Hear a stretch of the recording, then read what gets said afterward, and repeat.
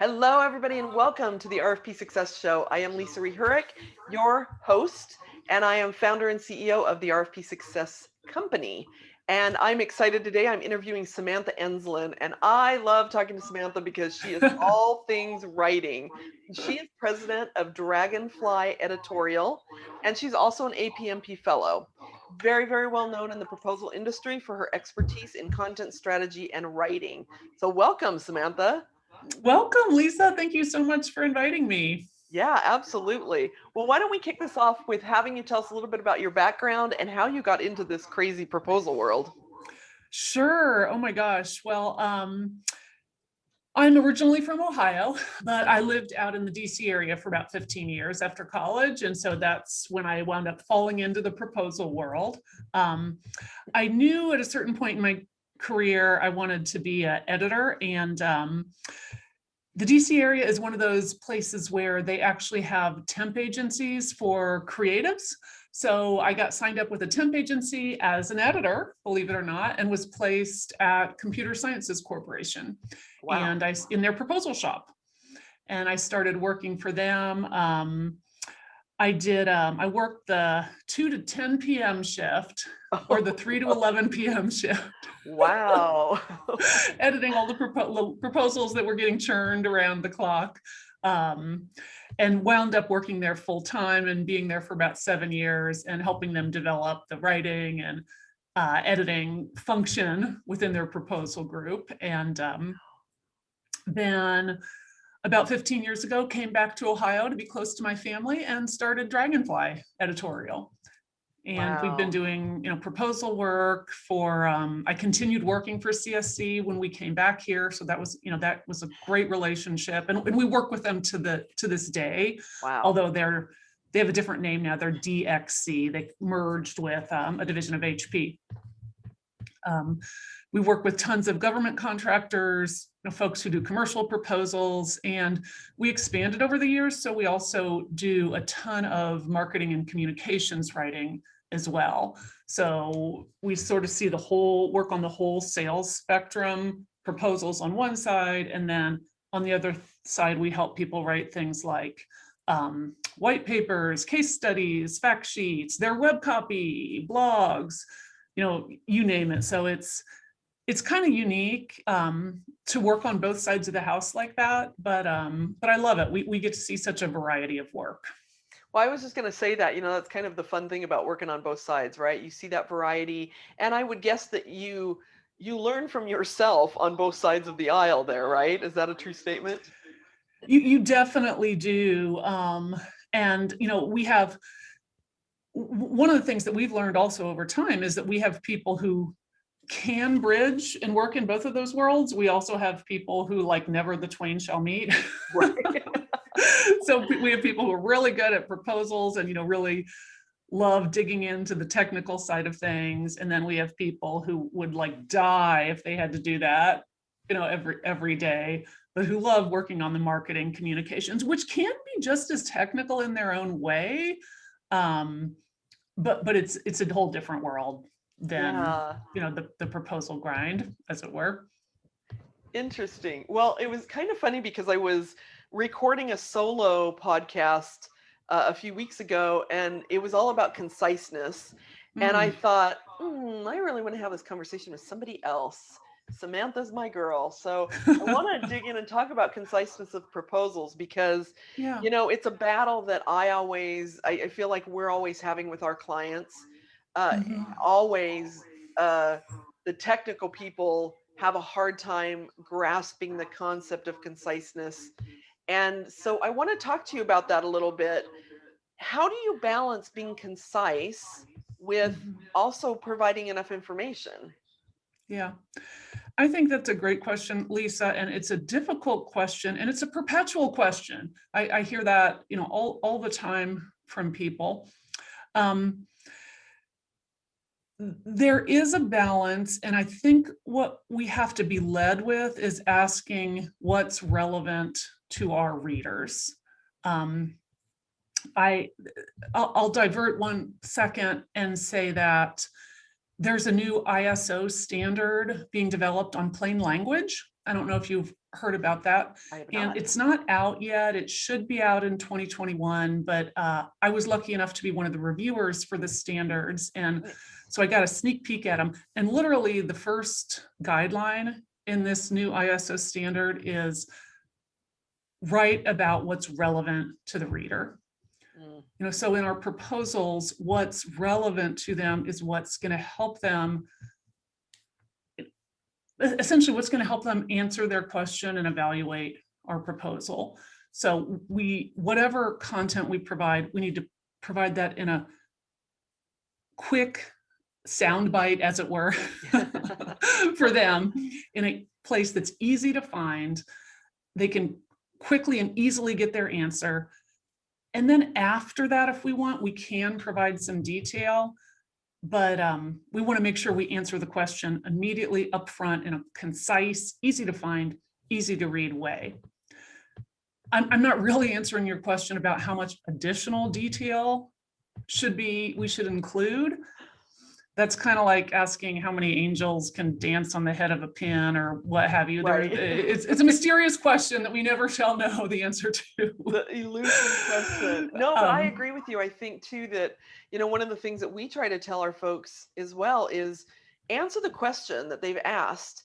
Just answer that question, because that's what they have to evaluate you on. And unless it's a value add or something that differentiates you, leave it out. You could maybe, like you said, add a little bit more detail there, but then that's when you get into that, okay, how many more pages of detail are you giving that is just going to confuse them to be able to give you the score. So I think you answered the question exactly like I would have answered it. Well, thank you. But what you said, I think, is really important. When you're deciding how much detail to include, you can ask, is this extra detail highlighting a difference?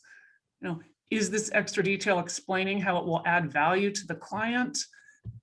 If the answer isn't yes to both of those, and we're just kind of providing a lot of like, oh, here's a bunch of other information about how we do this, maybe we don't include that. Yeah, because I find, and tell me if you find the same thing, one of the things that I find is that especially technical folks really struggle to say, but we can do this too, or we should do this too. And that's all good and well, but that's their job after you get the contract. Like, get the contract, get your feet in the door, and if it's additional scope, additional upsell, you can do that when you're in there. But in the proposal, leave it out. Yeah, I have to agree. So this is probably going to be the same question, but I just want to see if there's a different answer to it. How do you guide your technical folks to write more concisely? Because that's really where the problem comes in, right? And not to be bashing technical folks by any means, because they want to make sure it's covered, and technical folks tend to be very thorough. And but how can we better guide them as maybe proposal managers to say, hey, we got to keep this shorter. Here's what we want you to do. I think there's a couple ways to approach that. One is what we just talked about. Guide them to first answer the question. Yes, no, and here's how we will do it. Excuse me. I think that we should guide them to include, to really think about what are the critical components of the offering that people need to know about? What are the critical values we would bring? And highlight those. And well, let me step back a second, Lisa, because one thing that I don't like to do is give authors too much guidance about do this, don't do this, include this, don't include this upfront. Upfront, I want them to just gather all the information they have and kind of like dump it down, write as quickly as they can, get everything on paper, and then go back and try to edit that down or pare that down later. In other words, I don't want to give them too much direction up front and essentially give them writer's block because they're stressing about all these different things. Great point. So I'm kind of fine if they use the let me dump everything in at first approach, but then really go back and pare down pare it down to what's the essential information. What are the things, like you said, that are going to be differentiators for us, are going to set us apart, or going to add special value for the customer. Yeah, I think that's a really great point, to not block out the flow for those technical writers. And Yeah. one of the things I heard somewhere, and I might have heard it from you, is that technical writers are not trained to be persuasive writers, and you're probably never going to get them to be as concise as we want or as persuasive. And that's why you maybe have a second layer of writers that come in to really take their information and pare it down. Do you find that helpful also, that if there's another layer of people in there to help smooth that writing over? Oh, definitely.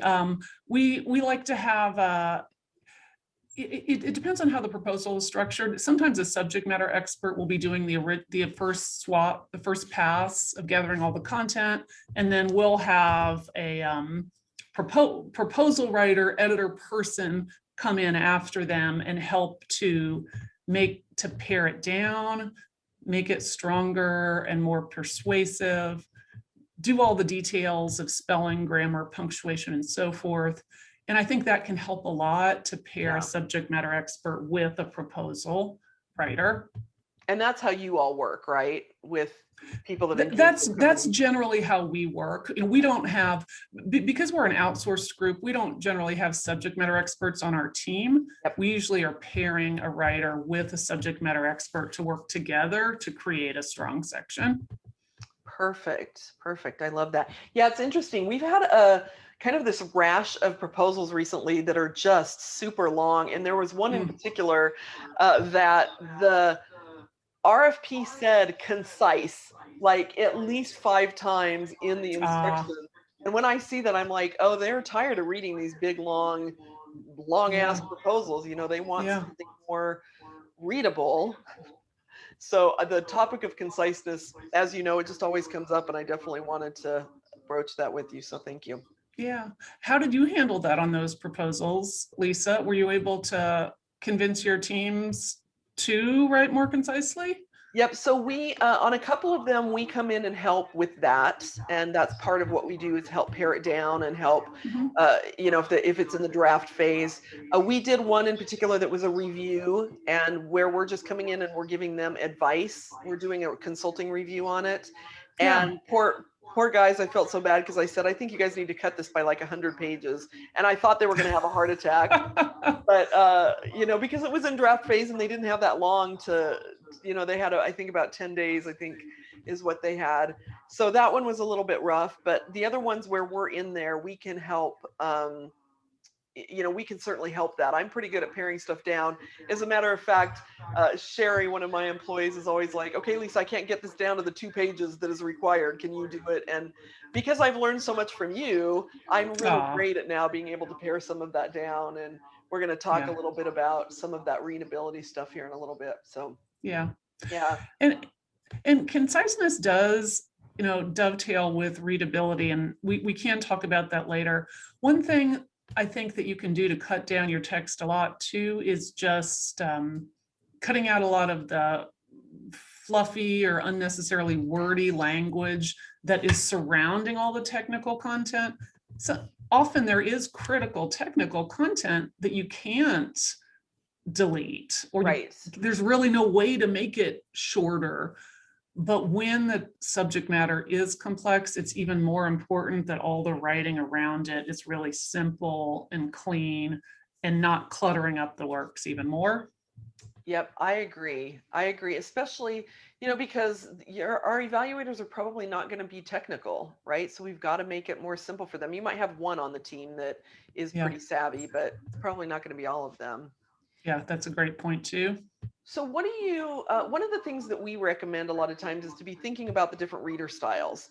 And we're always saying, look, you've got a big majority of the world that are skimmers, right? They don't want to read word for word. So how do you recommend people handle or provide something in the proposal to attract and keep the attention of the skimmers?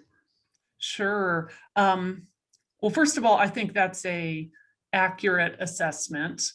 that probably most of our evaluators are going to be skimmers. They're not going to take the proposal and like sit by the fire with a cup of cocoa and put their feet back and, read it word for word. They're going to be skimming to find the information they need to score and evaluate as quickly as possible and get out. That's what you or I would do in that situation. We're not like reading this stuff for fun. No. And we're reading multiple of them. They're reading multiple of them, right? So exactly. Gross. Exactly. Yeah. So a lot of the principles of plain language and readability dovetail with this exact question. So what we want to do is create text that is truly scannable for our readers. So that starts with putting the most important in any section, putting the most important information first, communicating our value proposition in our headline, in what I'll call the deck, which is like a paragraph right under that first headline that kind of gives you the summary of here's what this section is about, here's what it's going to say. That's like a term from journalism, a deck. The content that follows, we want to break it into easily digestible chunks. So say whatever you have, 2 to 5 pages of content, rather think about, okay, how maybe there's 5 discrete ideas in that 2 pages of content. So I'm going to kind of have that broken into 5 different chunks. So we figure out how we're going to chunk out that content. We're going to give each of those pieces of content a meaningful subhead. So a subhead that tells the reader what's in that section and also communicates our value if we can. Now, sometimes if you're doing something that's like a federal government proposal where the subheads are dictated by the RFP, you don't have as much room in that to do that. But with a commercial proposal or something that gives you more flexibility, you can communicate a lot of meaning in those subheads. And the power of the subheads is that truly does allow the reader to scan through a page, find the information they need, and then dive into that section that they do want to go into more deeply. Another thing that we can do is to set critical information in bulleted lists, again, that allows people to scan. And a lot of times on those bulleted lists, we can have a boldface header or, like a boldface lead-in text there. Again, so they can now they're being able to scan through that bulleted list and see the information they want. That's so great. First of all, I'm going to borrow the term deck, because I always tell people like little mini executive summaries, and it's just a mouthful, right? Exactly. I'm so going to use this like journalistic term and make myself sound like a journalist. Yes, it's a little mini executive summary for the section. But I really love the use of bold, because again, like that eye-catching, and if we think about a magazine, for example, which it feels like a far stretch, but it's not really. If you're walking down the grocery store aisle and those headlines catch your attention just out of the corner of your eye, that's almost what we're talking about. We probably don't want to put Cosmo type headlines in there. Something that gets their attention from the verbiage, but also that bold will stand out a little bit, or maybe a different color. Do you do that as well? Oh, yeah, absolutely. For proposals that we are able to do that, we'll absolutely use color for the subheads. Love that. You can also, important information that you want to highlight, needless to say, you can also put in a sidebar. Sidebars are good for a couple of things. They're good for both. Oh, sorry, you guys, all our listeners can probably hear the train that's in our neighborhood going by right now. Hey, the reality of our world these days, right? Exactly. You can put key information in a sidebar on the side, or supplemental information. This is another way to handle detail sometimes. Maybe you don't really want to shove all that into the narrative, but you can add details or supplementary information in a sidebar that's like, oh, here's some other information you might want to have. Oh, I love that idea. And that brings me to the question about call-out boxes, because call-out boxes are like a big pet peeve of mine, because they always have information that nobody cares about. Like, we were founded in 1947 and blah, blah, blah. Nobody cares. They might care at one little point in the RFP. They've asked you, for your history, but they don't care in a call out. So what are some rules of thumb for a call out? That's a great question. I think that a call out box should have high value information that is part of your, your sales message, your differentiators, key pieces of information that the customer is looking for. Because their eye is going to be drawn to that. When you're looking at a page for the first time, this is what it's particularly a call out box that's set in the upper right hand corner of a page. We know this from eye tracking studies of how people look at content on the web. They'll start to look down and then they go up to the right to see what's up there. So having high value information there, not company owner Samantha Enslen, founded 2005, that kind of stuff. Nobody cares. Nobody cares. Yeah. And it starts to bore them, right? And if we bore them, I mean, I don't know if there's statistics about this, but I always say if we bore them, I mean, I'm not going to keep reading if you bore me. Yeah. Even if they have to, like, I'll be doing my grocery list in my head. Right. For our own proposals that we send out, I love putting client testimonials in call out boxes and sidebars. First of all, because they're often written in a livelier way. Yes. Or a real way. So it's a way to bring a human touch to our proposal. So I really like to highlight those in those call out boxes or sidebars. I think that's a fantastic idea. I love to do that too. As a matter of fact, we just worked on a proposal not too long ago where we actually got, because of the nature of the proposal and the fact that it was important that they had a certain level of staff and that staffing was competitive, we had staff testimonials in the call out boxes, which we'd never done staff testimonials before, but it showed that, again, nature of the company probably wouldn't do that in all proposals, but yeah, I like that idea. Very fun. So this is a lot of really great information. I love talking to Sam because I always learn a ton. This is actually part 1 of 2. So we're going to come back in 2 weeks, and she's going to come back and share even more brilliance with you. So Samantha, thank you for all the great information you're sharing with us. We'll talk to you here in a couple weeks. We're going to break here and come back with the next episode. You have been listening to the RFP Success Show, where we bring you tips, strategies for up-leveling your RFP responses. And do you want to know the true cost of losing an RFP? Check out our ROI calculator on rfproi.com. And thanks for listening. Thanks, everybody. Bye.